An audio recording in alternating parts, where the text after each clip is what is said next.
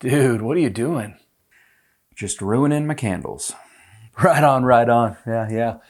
I ruin my candles all the time. Yeah, I know, Alan. That's just part of your normal candles. Touche. But why? Probably for the same reason you should be. It can help. Can you explain? Actually, that's a good question, Alan. Because yes, I can.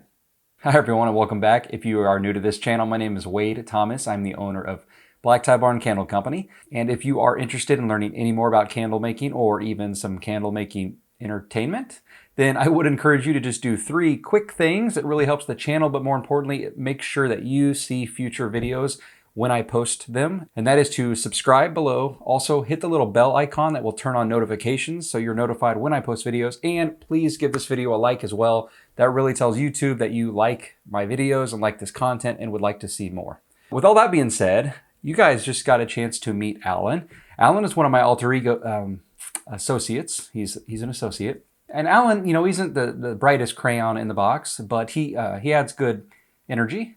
And if you would like to see Alan appear in any of the other future videos, as well as some possible other alter ego associates, then be sure to let me know in the comments. But in all honesty, I may or may not include them in future videos anyways, just because I found it a little fun. So without further ado, today's video is why in the world would I destroy some of my candles, and how in the world does that make them better? Well, as the saying goes, if it isn't broke, don't fix it. Except that's not always true because we don't always know that it's broke, especially when it comes to candle making. Some of the problems are underneath the surface. Some of the problems with our candles are not visible to our eye, and we don't often know they're a problem until it's too late. And we have problems like wicks that drown out, the candle just doesn't burn, it tunnels down the middle. There are a lot of problems that can happen with a candle, but we don't always know that it's going to be a problem. So today's video is a tip that just helps not only fix those problems if they happen, but more importantly is help you prevent them from happening in the first place. So let's dive in. Problem is sinkholes and air pockets, and they are typically below the surface. Occasionally they will show some signs of being present at the top of the candle around the wick. Sometimes you can get an idea or see something is visibly wrong, but often they are completely hidden in disguise below the surface, and we don't know that they're hiding there. They're just waiting to wreck our candles. And my suggestion is to wreck the candle first before it can wreck you. That was dramatic. But really, it's true. If you can get ahead of this problem by taking some preventative measures and preventative actions, you can prevent those sinkholes or air pockets that are forming in the wax underneath the surface from biting you later. Now, what causes these sinkholes and air pockets? Well, it really kind of depends, but it's usually a result of rapid cooling, inconsistent cooling, and just the formula, the makeup of the candle itself, really based off of the wax type. Some waxes are going to be more prone to sinkholes and air pockets than others. Specifically, a lot of the soy waxes, soy blends, and natural wax blends are going to cool at inconsistent rates, and those organic type of materials are less consistent by nature. And as the candle's cooling, if it cools at inconsistent temperatures, or just because of the common occurrence of wax settling and shrinking as it cools, can lead to these little air pockets to form and sinkholes to form. Also, if there's air bubbles that get trapped in your wax while it's cooling, the air bubbles normally with enough heat will rise to the top and burst. But certain waxes, particularly like soy natural waxes, are often poured at a cooler temperature. When you pour at those cooler temperatures, oftentimes those bubbles can't rise to the top and burst, and they end up getting trapped and solidified inside the candle, and that creates little air pockets. Those are what we're trying to prevent or fix as we can. And when I say that it's more common in certain waxes, that doesn't mean it's going to happen all the time, and it also doesn't mean that it will never happen on those other waxes. I'm going to be doing another video in the near future about the difference between caving waxes or shrinking waxes versus sinkholes. They are different, and they happen really in different wax types. To summarize it a little bit, paraffin waxes shrink and get really tight. The entire wax will expand and the molecules will shrink back up real tight, and that causes some dips and some shrinkage of the wax. Soy wax is a different animal, and it does cool at different rates, and different parts of the soy wax will cool faster than others. And again, because of the process of using soy wax, it can be more prone to some of these air pockets and sinkholes that we're talking about in this particular video, that specific kind of sinkhole. Also, it's not just about the wax type, it's about your jar type. Jars that are taller than they are wide are more prone to get sinkholes and air pockets in the middle for a couple of reasons. And I kind of just hinted at why. As wax expands when it's hot, and then as the candle cools, the wax will shrink back down. Well, jars that are taller, the wax is going to cool at the top and the bottom first, and that leaves a lot of room in the inside. For it to cool, it's going to slowly pull down, and cool downward. There's really nowhere else for that wax to really shrink any further other than downward, and that causes dips and that causes some sinkholes. But also, because it's a taller jar, that's further for an air bubble to travel up to burst, which is why you'll get more air pockets in taller jars as well. So a good rule to kind of keep in mind is any jar that's taller than it is wide is going to be more prone to shrinkage, more prone to sinkholes, and probably will benefit more from what we're going to be talking about in today's video. Whereas kind of your short, squatty jars generally aren't going to have this problem. There's just no really room for that wax to shrink much. It's going to shrink to the sides, to the top, to the bottom pretty uniformly. So any jars that are taller than they are wide, and any jars that are really taller than probably 4 inches or so anyways, I would probably go ahead and consider this method. Now, is this something that everyone will need to do? No. Again, it depends on your wax type. You might not need to do this, but even those that you're unsure, it doesn't hurt to do this. It's not going to cause any problems. It can only really help you. Yes, it takes a little bit longer, but it is going to save you some headaches in the future and also some anxiety about worrying whether or not you have any sinkholes under the surface. Also, once you've been doing this for a lot longer and you are experienced and you've got a really dialed in process, you work in a controlled environment where airflow and temperature control are really dialed in, then your process might lead to more consistent candles where you know for a fact you're not getting sinkholes or too much shrinkage at all. But that doesn't really apply to most candle makers. So if you think this would benefit you at all or potentially solve some of your problems, hopefully the rest of the advice in this video will help you out. So what is the solution? How do we do it? Well, many of you are probably already familiar with it. Maybe you've heard about it or read about it before, but I did also want to put this video together just to give you a little bit more information,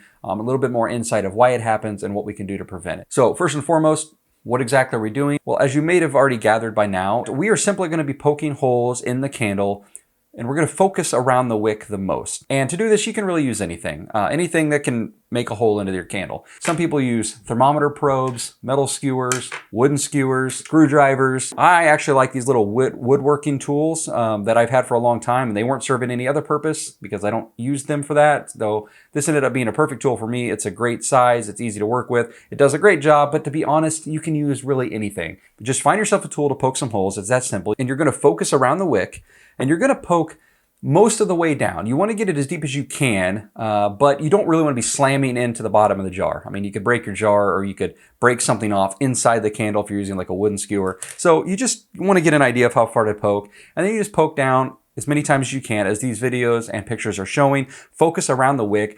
A lot of people argue you really just need a few of these holes, and they're probably right, but more holes doesn't hurt. So I like to make sure I'm doing as best job as I can. So I just poke several holes around the center, around the wick, and then I just kind of limit the amount of holes I'm poking as I get further to the outside.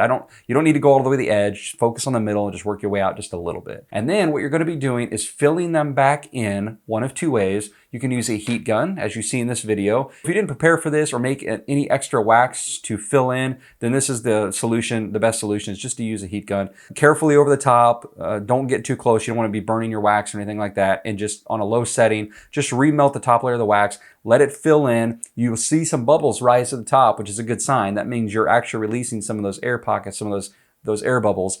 And you just want to let those come to the top. Fill it in on a layer, maybe an eighth or a 16th of an inch deep. Not much. It doesn't take much at all. Let it settle for a minute or two, and then you may want to do it one more time just in case any additional air bubbles didn't quite burst and they leaving a little bit of a mark on the top. Just hit it one more time. Your candle will be smoothed out and look great. I can show you one of these candles right here. Hopefully this is focusing pretty well. But they will look perfect afterwards. Now, again, you don't want to get too close with the heat gun, and you don't want to do it too long, more than you need to. And again, not all waxes will need this. In fact, a lot of my candles don't really need it, but for the purpose of this video, I did poke holes in all of these just to show you that you still end up with perfect looking candles afterwards. Now, if you are going to make a habit out of doing this on all your candles, or you work with a type of wax that really could benefit from this all of the time, then what I would suggest, potentially, if you don't want to do the heat gun method, is just to always make a little bit extra than you need of your wax in your pitcher, and then you go back and you do a second pour. So you poke some relief holes, and then you go back with the remaining wax and fill it in. You can do that as well. That is a little tougher to kind of get used to that process and figure out how much more you need to make, how much you should leave a little extra.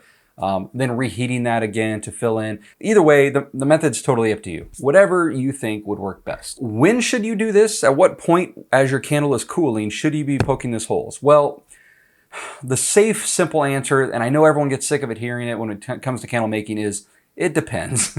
It depends on the type of wax you're using the most, because different waxes cool at different rates. Paraffin waxes will settle and harden up much faster. So if you were using that wax, you need to do that sooner. Complete soy and coconut waxes will stay softer for a lot longer. So you might need to wait a little bit longer before you poke the relief holes.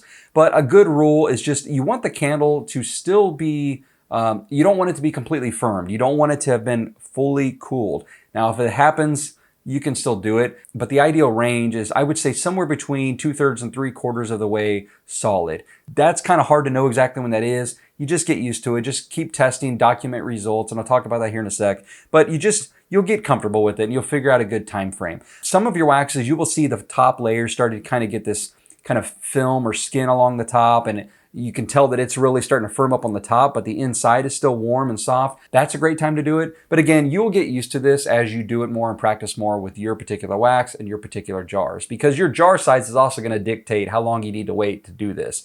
A really small jar, you can do it sooner because it's going to cool faster. A really tall or large jar, you're going to have to wait longer because it's going to take longer for that wax to cool. So I can't give you a definitive answer on when you should do it other than play it by ear. But more importantly, and the last thing I really want to leave you with is, when you're doing this, document your process, because you don't want to have to guess every single time you need to do this. You don't want to have to recreate the wheel per se. So document your process. And when I say document your process, what I mean is which waxes you really should be doing this with, which of your candles could benefit from this, which jars you really should be doing this with, how long you're waiting for those candles to cool before you poke your relief holes. And if you're curious about how I track all of my testing and documentation, it's the same way I track all of my information and documentation when it comes to my recipes and making candles. And that's in a software called CraftyBase. I'm not going to talk about that in detail in this video. I have several videos on using CraftyBase. I actually have a playlist for CraftyBase with more videos coming soon on it. But it does track your inventory and your recipes and your orders and all that. But in relation to this video, it actually can track your recipes. I have a video, if I remember to link it either up there or down there, showing how I create my recipes in CraftyBase. The reason I'm mentioning it is because there's also a field for notes, and that is where I like to add information like testing and things I need to know when I'm making this batch. And that is where I will put cool for 4 hours, poke relief holes. That is where I'll put that type of information, is when I'm making my recipe, I can see those notes as well. CraftyBase is great for that, as among several other things. So if you are interested in seeing that beyond this video, again, I do have a playlist. I'll try to remember to link some of those in the video as well. But just check out the channel, go to my videos page, and you see all the videos I've done, and I talk about all of that in a lot more detail. And I hope you guys enjoyed this video. I try to make it a little fun and lighthearted, and hopefully you found the information helpful as well. One last thing I'm going to start doing on all my videos, as long as I remember to, is I'm going to be leaving with a question of the day, or question of the video, I guess I should say. Some of these questions will be candle making related, or small business related, and others are going to be off the wall and not related to candle making at all, because I think it just makes good conversation. But a lot of these answers, everything you guys do in the comment section, just to make you aware, I don't take any of it for granted. I think most of you know that I respond to pretty much each and every comment that I can. It does get more difficult as time goes on, especially the further away from the day a video posted. But I do try to get back to as many comments as I can, and I use all the information in the comments very much so. I base a lot of my videos and future content on that. I'm going to be developing classes and courses and Zoom sessions and all of that based on some of the questions you guys leave in the comments. So I love the feedback and everything in the comments section. Besides making great conversation, I truly do use the information you put in the comment section the best that I can. And I'm going to leave you with that random question of the day. And that question is, mayonnaise or Miracle Whip? Personally, I can't stand either one of them, and the smell of either actually makes me have to leave the room. But I am curious, for those that do enjoy them, which one do people prefer? I've always wondered that. Thank you all for being here. We'll see you next time.